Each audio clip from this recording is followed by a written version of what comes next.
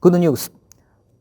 The sea rate will be down truly in the coming weeks. President Biden said the Los Angeles and Long Beach ports will work 24 hours a day and 7 days a week to solve the port congestion problem when he addressed the speech on the chain supply today.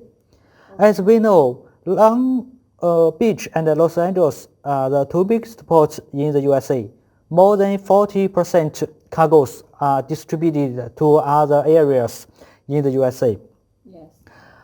If we also consider the leading shipping companies like ZIM, Maersk, CMA, COSCO, and others also announced not to increase the shipping sea rate.